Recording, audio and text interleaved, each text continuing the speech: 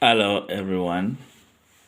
Today I want to show you my design of the gravity turbine in SolidEdge. If you have not watched my previous video on this concept, please watch so that you may understand better what I'm trying to explain. On the right hand side, I have lever arms which are extended this side, and on the left hand side, this side, I have lever arms which are dropping. I have a total of 32 lever arms with weights.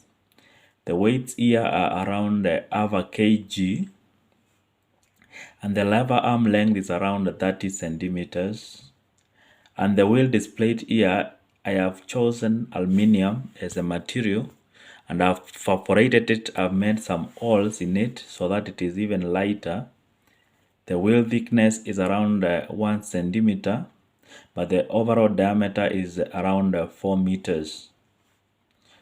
So in the simulation setup, I've chosen to simulate for 60 seconds, and I've chosen 500 frames so that we can see how the motion goes. And then I have not put any type of motion in any of the revolute joints here. There is no motion, no force, no moment which I have included, or velocity or displacement or acceleration. This model is only going to be rotated by the influence of gravity. And on the top of this support here, this support unit, I've included a stopper which collides with the lever arm in an effort to try to lift the top lever arm, because the overall idea is to have the top lever arm lifted whenever each lever arm reaches the top here. The idea is to have it lifted so that always at the right hand side the lever arms are extended, and on the left hand side the lever arms will be dropping due to the influence of gravity. So this wheel is to be only rotated by influence of gravity alone. So I will start the simulation and then we see what happens. So I will click here, simulate, and then we see what happens. So as you can see, the wheel has started to rotate and bite slowly.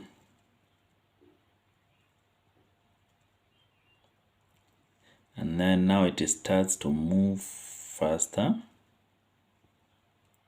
And as you can see, the top stopper here is trying to lift the lever arm wherever it comes into contact, but the energy is not enough to lift it. The beauty with the computer simulation is that it is easier to modify the design and see if the performance improves. Yeah, the rotation is quite slow. Maybe I need to change the simulation setup. I reduce the number of frames or the duration of simulation. But this is a good start, since now I can work on the parameters or the different dimensions and see what will be the influence. I expect that if I increase the wheel diameter, then I expect to see some changes or some improvement on the behavior, especially on the energy which is being applied at the top here at the lever arm, to see whether the lever arm will be lifted further if I increase the wheel diameter, maybe from the current 4 meters diameter to maybe 8 meters diameter. I would expect to see some changes. If I increase also the length of the lever arm, because the moment will also increase, I would also expect to see some changes. So the behavior is quite encouraging and gives me the impetus to continue with my experimentation. The wheel has stopped, so I'll stop the video.